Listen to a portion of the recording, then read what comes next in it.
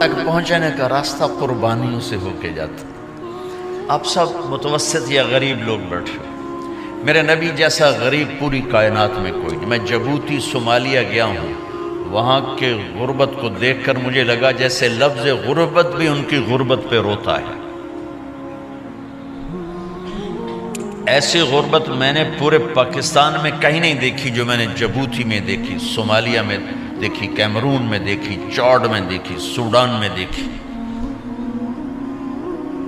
24 گھنٹے میں ایک دفعہ بھی کھانا نصیب نہیں. ہمارا غریب سے غریب آدمی 24 گھنٹے میں چولہا جلا بیٹھتا ہے.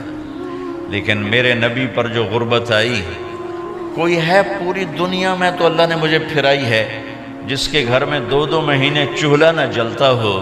میرے نبی وہ فقیر تھے جن کے گھر میں 2 مہینے چولہا نہیں جلتا تھا. ایک رات آپ سوئے ہوئے، کبھی یوں کروڑ بدلے اور کبھی یوں کروڑ بدلے، بار بار حضرت عائشہ کے ساتھ. تو تھوڑی دیر کے بعد آپ تھوڑا سا آگے ہوئے اور چارپائی کی جو لکڑی ہوتی جس پر بان بنا ہوتا ہے اس پہ پیٹ کو یوں فکس کر کے اور نیچے لٹک گئے، دھڑ آدھا نیچے لٹک. فَكَانَ قَابَ قَوْسَيْنِ أَوْ أَدْنَىٰ. واہ واہ واہ، کیا مقام ہے. قاب قوسین، اور کیا حالات سے گزر رہے ہیں کہ یوں آدھا دھڑ نیچے لٹک گیا. ام عائشہ اٹھ کے بیٹھ گئیں، یا رسول اللہ خیریت کیوں؟ آپ اٹھ کے بیٹھے. کہا عائشہ بھوک بہت لگی،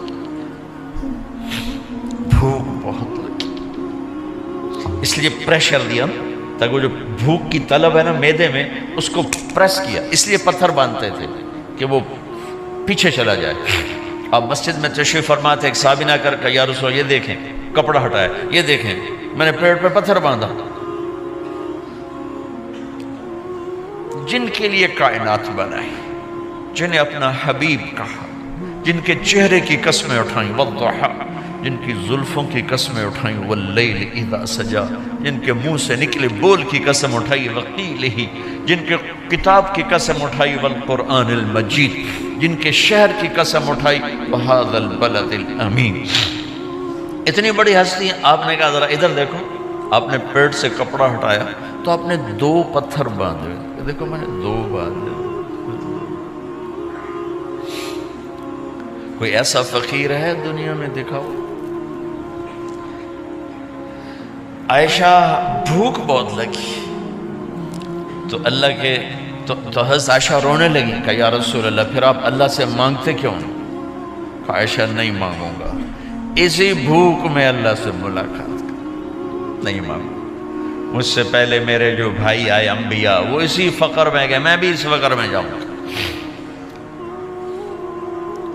اپنے گھر میں یہ دکھ رکھا،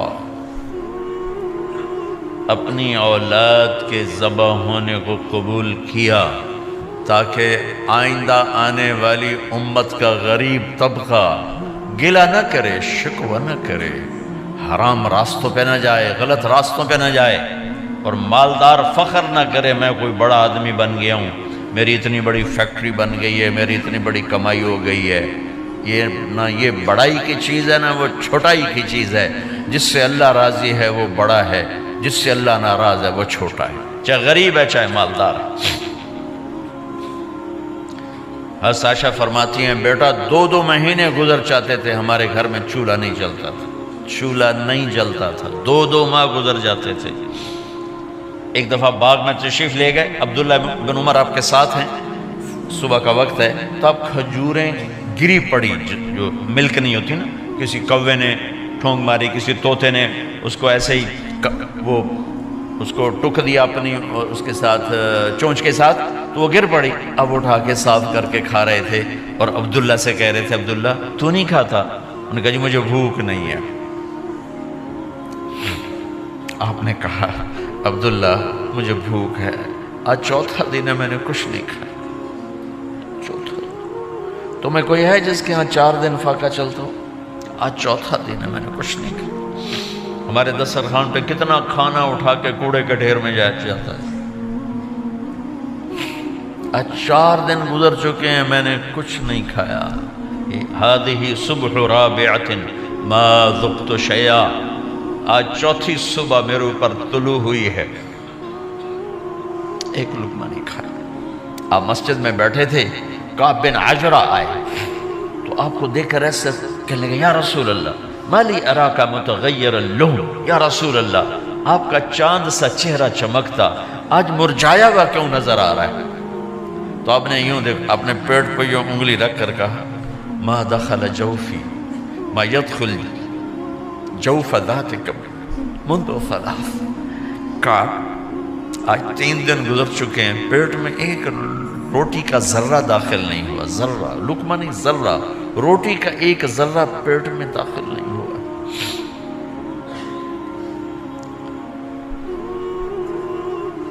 اور اتنی بڑی رسالت، اتنی بڑی نبوت،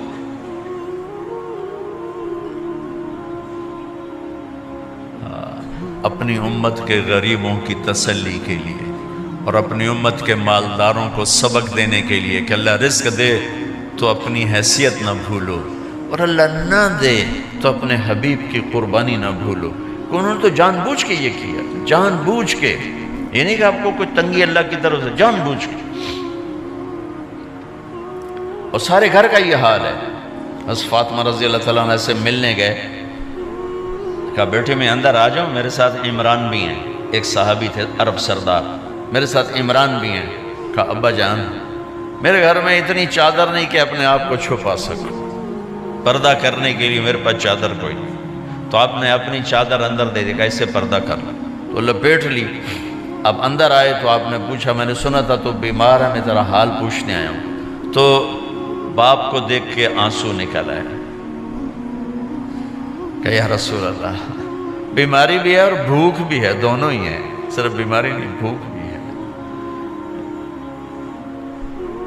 بڑے بڑے مصیبتوں سے لڑ جانے والے ماتھے پہ کبھی بل نہ آیا۔ بیٹی کے آنسوں نے پگھلا بھی دیا اور رلا بھی دیا، آپ بھی رو پڑے، آپ بھی رو پڑے۔ پھر کہا میری بیٹی نہ رو، والذی بعث اباک بالحق ما ذقت من 3 ایام طواقا، آج 3 دن ہے میں نے ایک لقمہ نہیں کھایا، میں تیرے ساتھ۔ اور میری بیٹی میں تمہیں بتاؤں، میرے رب نے مجھے کہا تھا میرے حبیب اگر آپ چاہیں تو احد پہاڑ سونا بنا دو، 10 میل لمبا چوڑا ہے احد پہاڑ، 10 میل، میں احد پہاڑ سونا بنا دوں آپ کی خدمت میں پیش کروں؟ تو میں نے کہا نہیں یا اللہ مجھے نہیں چاہیے، میں ایک دن بھوکا رہوں گا، ایک دن کھانا کھاؤں گا۔ پھر فرمایا بیٹی کیا تجھے یہ عزت کافی نہیں ہے کہ اللہ نے تجھے جنت کی عورتوں کا سردار بنا دیا؟ یہ سرداری سونے چاندی میں تل کے نہیں ملی ہی، ہوئے ہوئے ہوئے، میں قربان جاؤں۔ بھائیو اب سب ماشاءاللہ نوجوان نظر آ رہے ہو، تھوڑا وقت نکال کے اگر آپ پڑھے ہوئے ہو اپنے نبی کی زندگی پڑھا کرو، اپنے نبی کی زندگی پڑھا کرو، بڑا ایمان بھی بنے گا، حوصلہ بھی ملے۔ آپ حسن حسین کو کہتے تھے میری آنکھوں کی ٹھنڈک، میرے جگر کے ٹکڑے، میرے سینے کی ٹھنڈک، میرے لاڈلے، جنت کے چاند، جنت کے سردار، میرے 2 پھول، یہ سارے الفاظ حسن حسین کے لیے ہیں۔ اور ان کے بھوک کی وجہ سے رونے کی آواز سنتے تھے اور تڑپتے تھے، لیکن روٹی نہیں مانگی ان کے لیے، روٹی نہیں مانگی، کہ اپنی امت کے غریبوں کو تسلی دینی تھی کہ اگر میں فقیر بن کے جا رہا ہوں تو تمہارے اوپر بھی امتحان ہے، چند دن برداشت کرو۔ آپ نے فرمایا سب سے پہلے میں جنت میں داخل ہوں گا، سارے نبیوں پر جنت حرام ہے جب تک میں نہ چلا جاؤں، اور ساری امتوں پر جنت حرام ہے جب تک میری امت نہ چلی جائے، سب سے پہلے میں جنت میں داخل ہوں گا۔ وما یا فقراء المؤمنین، اور میرے ساتھ میری امت کے غریب لوگوں، میرے ساتھ میری امت کے غریب لوگ میرے ساتھ پہلے داخل ہوں گے۔ حضرت فاطمہ کے گھر میں فاقہ حد سے بڑھ گیا تو حضرت علی نے فرمایا کہ جاؤ اللہ کے نبی سے کچھ تو مانگ کے آؤ، کچھ تو پیٹ میں جائے۔ زندگی میں کبھی ایسا موقع نہیں آیا یہ ایک دفعہ اتنا فاقہ آیا کہ حضرت علی جیسی ہستی نے بھی کہا جاؤ، تو آپ تشریف لائیں اور دروازے پہ دستک دی، تو اتنا پیار تھا۔ جب حضرت فاطمہ گھر میں داخل ہوتی، اللہ نے ہمیں اولاد کے ساتھ کیا سلوک کرنا ہے، اللہ نے ہمیں اپنے نبی سے یہ بھی سکھایا۔ حضرت فاطمہ جب بھی گھر میں آتی، اور ساتھ ہی تو گھر تھا، دیوار سے دیوار ملی تھی، روز کا آنا جانا تھا، تو میرے نبی بیٹھے نہیں رہتے تھے، آؤ فاطمہ کیا حال ہے، کھڑے ہو جاتے اور تیزی سے آگے بڑھتے، دروازے پر ہی حضرت فاطمہ کا ہاتھ پکڑ لیتے، ہاتھ کا بوسہ لیتے، بوسہ لے کر ہاتھ پکڑے پکڑے بیٹی کو چارپائی پہ پہلے بٹھاتے، اس کے بعد خود بیٹھتے تھے۔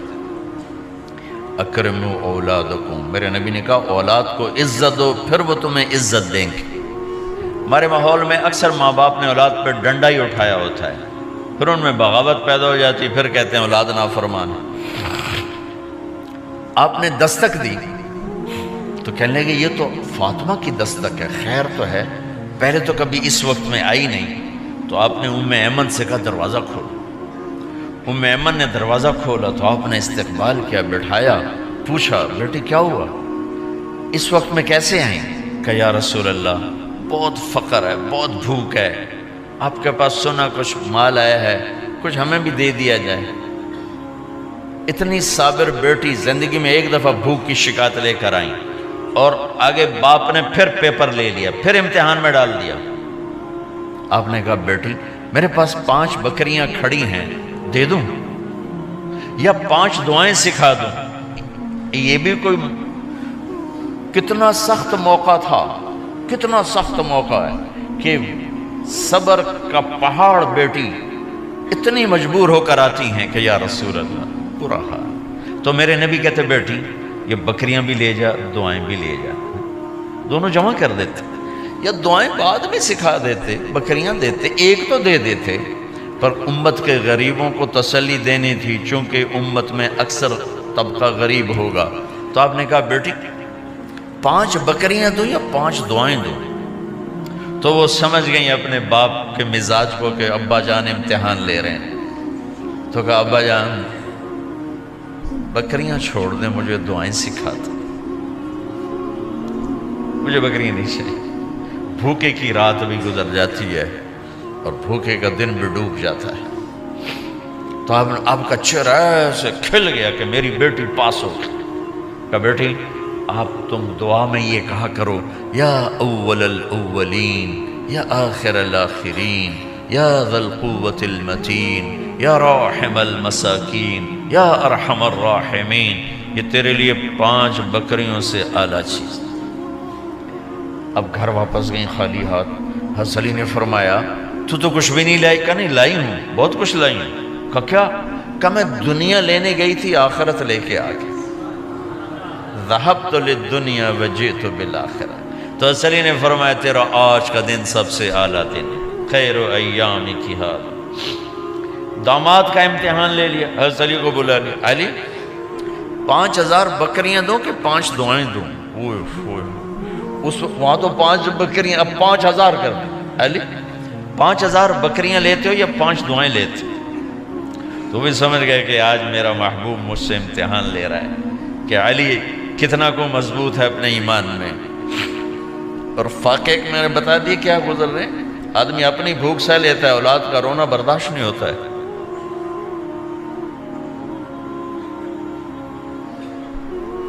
علی 5 دعائیں دوں کہ 5000 بکریاں؟ حضرت علی نے عرض کی یا رسول اللہ دعائیں سکھا دیں، بکریاں نہیں چاہیے۔ میرا نبی کا چہرہ کھل گیا کہ میرا داماد بھی پاس ہو گیا۔ علی تو یہ دعا مانگا کر روزانہ، اللہم اغفر لی ذنبی ووسع لی خلقی وبارک لی فی رزقی وقنعنی بما رزقتنی ولا تذهب قلبی الی شیء صرفتہ عنی۔ یہ 5 دعائیں تو مانگا کر، 5000 بکریوں سے زیادہ ہے۔